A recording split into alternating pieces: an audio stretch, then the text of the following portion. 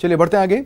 आपने सनी देओल की फिल्म गदर देखी होगी। इसमें सनी की जो वाइफ है वो पाकिस्तान में फंस जाती है, लेकिन राजस्थान के जोधपुर में रियल की गदर स्टोरी सामने आई है। यहां नियमों के चलते एक शख्स की पत्नी पाकिस्तान में फंस गई है। लॉकडाउन से पहले लीला राम अपनी पत्नी और बच्चों के साथ ससुराल पाकिस्तान गया था। पति और बच्चों को तो वापस हिंदुस्तान भेज दिया गया, लेकिन पत्नी को नियमों का हवाला देकर पाकिस्तान में ही रोक लिया गया और पत्नी सरकार से गुहार लगा रही है।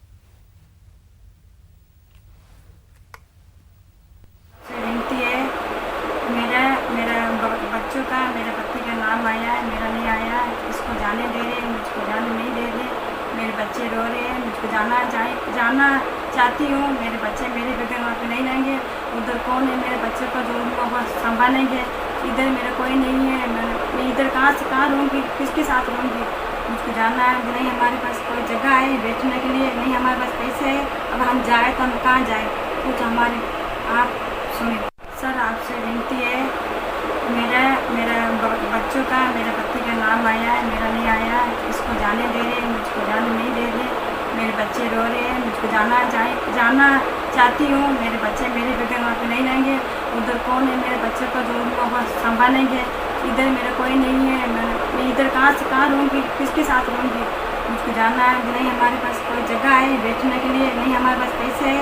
अब हम जाए तो हम कहाँ जाए?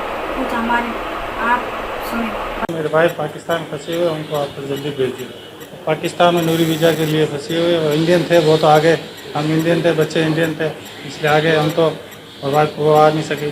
देखिए, एक परिवार जो कि जोधपुर में रह रहा है, वो अपने रिश्तेदारों से मिलने के लिए यहाँ से पाकिस्तान गया, फरवरी की बात है।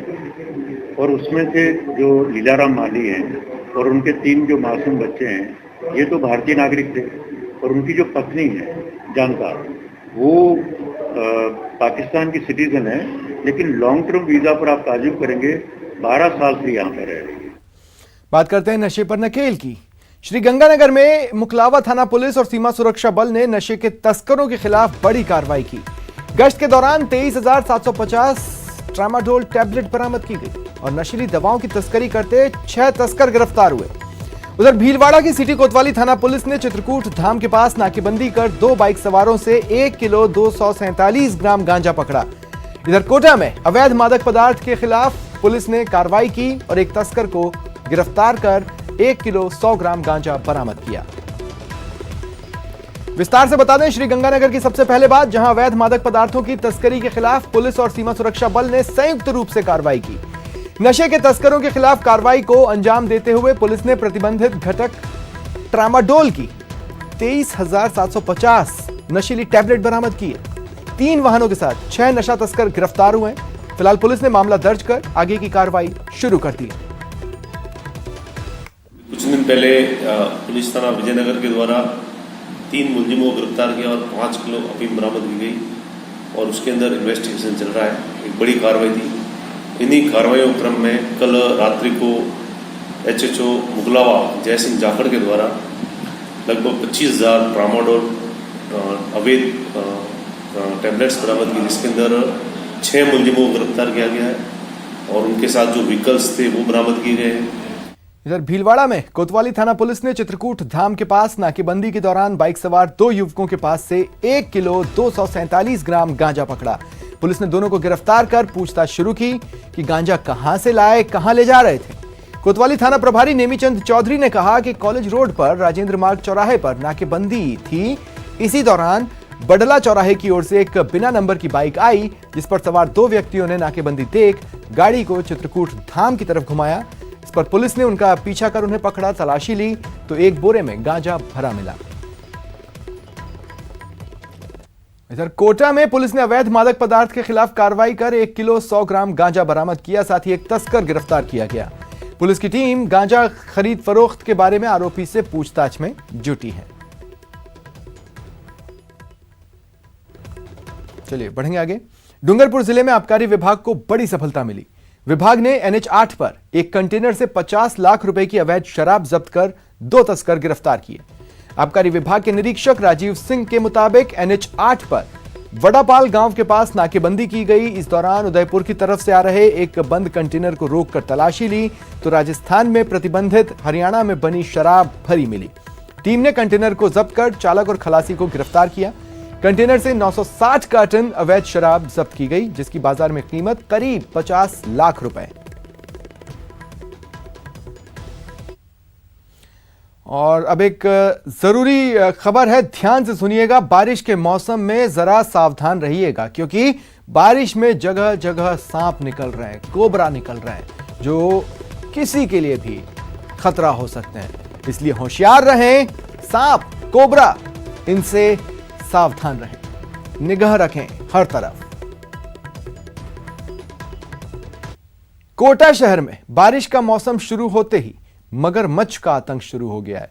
शहर के 2 रिहायशी इलाके में मगरमच्छ निकलने से हड़कंप मचा, जिसमें बजरंग नगर इलाके के नाले से करीब 8 फीट लंबे मगरमच्छ को वन विभाग ने रेस्क्यू किया, जबकि बीती रात देवली अरब आकाश नगर में 4 फीट लंबा मगरमच्छ वन विभाग ने पकड़ा। दोनों ही मगरमच्छ को वन विभाग की लाडपुरा रेंज की टीम ने चंबल नदी के जवाहर सागर डैम की अपस्ट्रीम में छोड़ दिया।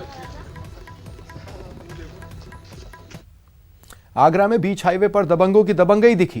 कार टकरा जाने के बाद दबंगों ने सरेआम एक युवक को जमकर पीटा। यूपी से यह खबर है और ये तस्वीरें हैं जो आप अपने टीवी स्क्रीन पर देख पा रहे हैं। आप देख सकते हैं किस तरह से मारा पीटा गया। यह पूरा मामला थाना एतमादपुर क्षेत्र का है, जहां एक युवक की कार टकरा गई। उसके बाद दूसरी कार सवार 2 युवक निकले और जमकर लात घूंसों की बरसात शुरू कर दी। रास्ते में जा रहे किसी राहगीर ने दबंगई का यह वीडियो बनाया और वायरल किया। तस्वीरों में आप देख सकते हैं किस तरह से दबंग युवक को पीट रहे हैं। खबर यूपी से ही है। यहां के सिद्धार्थनगर में दबंगों ने घर में घुसकर गरीब परिवार से मारपीट की। इस मारपीट में एक महिला बेहोश हो गई, 3 लोग बुरी तरह से जख्मी हुए। बताया जा रहा है पुरानी रंजिश के चलते दबंगों ने परिवार के साथ मारपीट की, जुल्म ढाया। इटवा थाना क्षेत्र के ग्राम पिपरी बुजुर्ग का यह मामला है।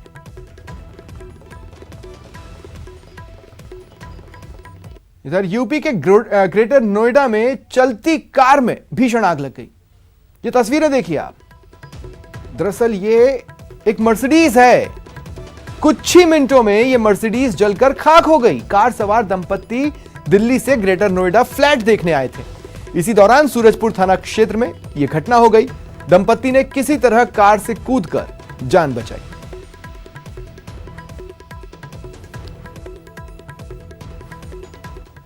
वक्त एक ब्रेक का। ब्रेक के बाद सावन के पहले सोमवार पर कोरोना इफेक्ट की बात करेंगे।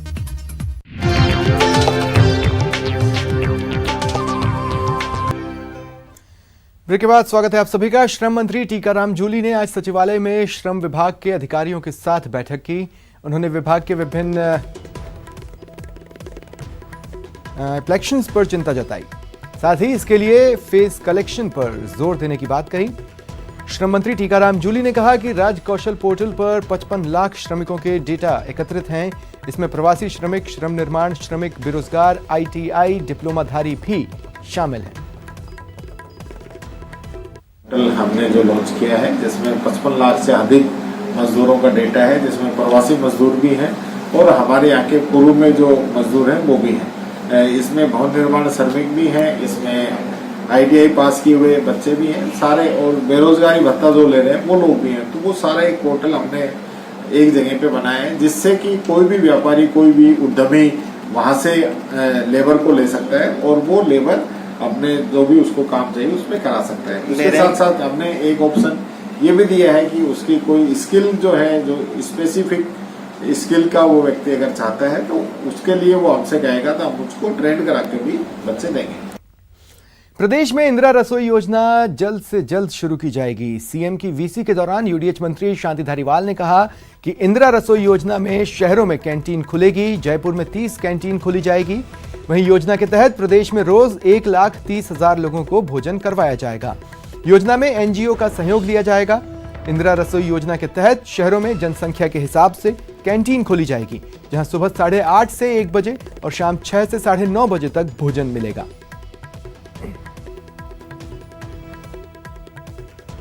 आज सावन का पहला सोमवार है।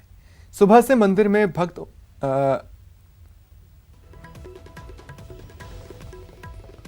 माफ कीजिएगा, सुबह से ही कई जगहों पर बारिश की तस्वीरें आई। बादल भी सावन के पहले दिन जमकर बरसे।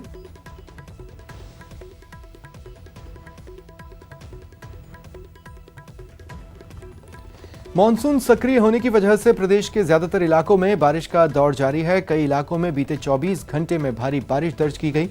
वहीं राजधानी जयपुर में आज झमाझम बारिश हुई। इसे लेकर जयपुर से ज्यादा जानकारी दे रहे हैं संवाददाता सौरभ गृहस्थी। सावन की शुरुआत के साथ ही राजधानी जयपुर में झमाझम बारिश का दौर शुरू हो चुका है। सुबह से आसमान में बादलों की आवाजाही के बाद अचानक राजधानी में मौसम बदल गया और शहर के कई इलाकों में इस वक्त झमाझम बारिश का दौर देखने को मिल रहा है। दरअसल प्रदेश में इस वक्त मानसून मेहरबान है और यही कारण है कि प्रदेश के अधिकांश हिस्सों में बारिश का दौर लगातार जारी है। कुछ इलाकों में पिछले 24 घंटों में भारी बारिश भी दर्ज की गई, जिसमें बांसवाड़ा जिले के घाटोल के अलावा नागौर में भी अच्छी खासी बारिश जो है वो दर्ज की गई है। मौसम विभाग का कहना है कि बारिश का ये दौर 10 जुलाई तक इसी प्रकार जारी रहेगा, क्योंकि मानसून की फेवरेबल कंडीशन जो है वो बनी हुई है। यही कारण है कि अगले कुछ दिन लगातार बारिश के दौर देखने को मिल सकता है। और इस वक्त जब सावन की शुरुआत आज हुई है, सावन का पहला सोमवार भी आज है, इस लिहाज से जयपुर वासियों के चेहरे खिले हुए हैं, चूँकि मंदिरों में श्रद्धालु जो है भोलेनाथ को उनका जलाभिषेक कर रहे हैं। तो इंद्रदेव ने भी भोलेनाथ का झमाझम बारिश के जरिए जलाभिषेक किया है। कैमरा पर्सन घनश्याम के साथ सौरभ गृहस्थी, न्यूज़ 18 राजस्थान, जयपुर। प्रतापगढ़ से बड़ी खबर मिल रही है। विधायक रामलाल मीणा को गोली मारने की धमकी दी गई है। जानकारी मिल रही है कि फेसबुक आईडी के जरिए यह धमकी दी गई।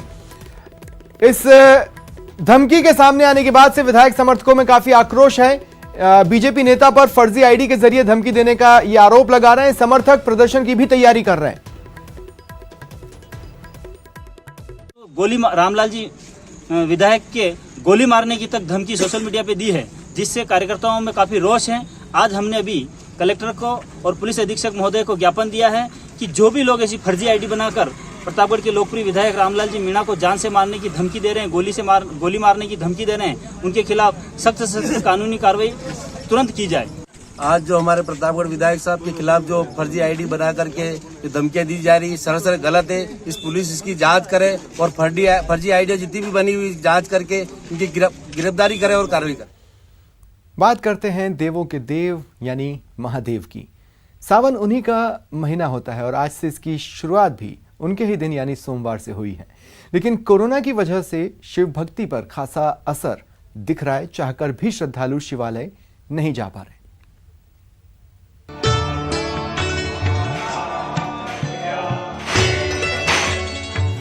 सोमवार से शुरू हुआ सावन, शिव भक्ति पर कोरोना का असर। शिवालय से दूर ज्यादातर श्रद्धालु, आस्था पर भारी महामारी। यकीन नहीं होता तो देखिए इन तस्वीरों को। देख रहे हैं इन तस्वीरों को। परंपरा के मुताबिक यहाँ आस्था का सैलाब उमड़ना चाहिए था। गेरुआ धारियों की भीड़ लगनी चाहिए थी। जिस तरह से इस बार सोमवार से सावन की शुरुआत हुई है, यहाँ कावड़ियों का तांता लगना चाहिए था। तीनों लोकों तक हर हर महादेव और बम बम बोले की गूंज पहुँचनी चाहिए थी। लेकिन कोरोना की वजह से इस बार ऐसा कुछ भी नहीं हो रहा है। ये है बाबा वैद्यनाथ की नगरी। इस बार की तस्वीरें आपने देख ली। चलिए आप पहले की कुछ तस्वीरें दिखाते हैं। सदियों से ऐसी ही भीड़ लगती थी यहाँ, लेकिन इस बार सदियों का रिकॉर्ड टूट गया है। यहाँ गिने चुने लोग नजर आ रहे हैं जो संभवतः यहीं के हैं। वैसे इस बार से पहले सदियों से बिहार के भागलपुर जिले के सुल्तानगंज घाट से यहाँ के लिए कावड़ यात्रा की शुरुआत होती थी। यहाँ से गंगा जल लेकर करीब 110 किलोमीटर की पैदल यात्रा कर श्रद्धालु देवघर पहुँचते थे और बाबा वैद्यनाथ का जलाभिषेक करते थे। लेकिन सरकार की तरफ से रोक लगाए जाने के बाद सन्नाटा पसरा है। प्रकार का मन में त्रुटि नहीं रखिए कि हम बैजनाथ धाम नहीं पहुंच सके हैं। आप वहां भी हैं और वहां से भी आप बैजनाथ जी का अर्चना और ध्यान करेंगे तो यहाँ आपको उनका आशीर्वाद प्राप्त मिलेगा। सावन के पहले सोमवार पर वाराणसी में सामूहिक जलाभिषेक की सैकड़ों साल पुरानी परंपरा टूट गई। कोरोना के खतरे को देखते हुए ये कदम उठाया गया। हालांकि काशी विश्वनाथ मंदिर के बाहर जलाभिषेक के लिए कुछ श्रद्धालु जरूर नजर आए, लेकिन श्रद्धालुओं का जमावड़ा पहले की तरह नहीं है। सुबह से ही श्रद्धालु भगवान शिव के जलाभिषेक के लिए लाइन में दिखे। हालांकि इसके लिए मंदिर प्रबंधन की ओर से खास इंतजाम भी किए गए हैं। सब गुरु लोग कह दिए अपने अपने घर में तस्वीर रख के पूजन कर लीजिए भाई, क्योंकि वही धर्म का ज्ञान और जो है सांसारिक जीवन का जो है महत्व समझाते हैं भक्तों को अपने। इस बार यहाँ तो बिल्कुल भीड़ है ही नहीं कोरोना के उस वजह से, और नहीं तो इतनी लंबी भीड़ लगती थी कि शायद लोग 6-6, 8-8 घंटे बाद दर्शन करते थे। उज्जैन के महाकालेश्वर मंदिर में भी सावन के पहले दिन विधिवत पूजा अर्चना की गई। सुबह से मंदिर में कुछ श्रद्धालु इकट्ठा हो गए। मंदिर में भगवान शिव का श्रृंगार किया गया। सोशल डिस्टेंसिंग का ख्याल रखते हुए श्रद्धालु भगवान शिव का जलाभिषेक करते दिखाई दिए। कोरोना के कारण ये आज पूरा मंदिर खाली पड़ा हुआ है, फिर भी हम लोगों ने समस्त जनता की ओर से भगवान महाकालेश्वर प्रार्थना की है कि भगवान महाप्रभु जल्दी से जल्दी इस वायरस को, इस बीमारी को इस संसार से मुक्त करे। देखा आपने, कोरोना के चलते माहौल वैसा नहीं है जैसा आज के दिन मंदिरों के बाहर दिखा करता था। फिर भी सावन में भगवान शिव को मनाने के लिए उनके भक्त मंदिर पहुंच रहे हैं। कई मंदिरों के बाहर सोशल डिस्टेंसिंग के साथ लाइन लगी है। भगवान शिव का जलाभिषेक किया जा रहा है। यूपी के मुख्यमंत्री योगी आदित्यनाथ ने भी गोरखपुर में भगवान शिव का जलाभिषेक किया। मानसरोवर मंदिर में सुबह सुबह सीएम योगी आदित्यनाथ पहुंचे और उन्होंने भगवान शिव की पूजा अर्चना की।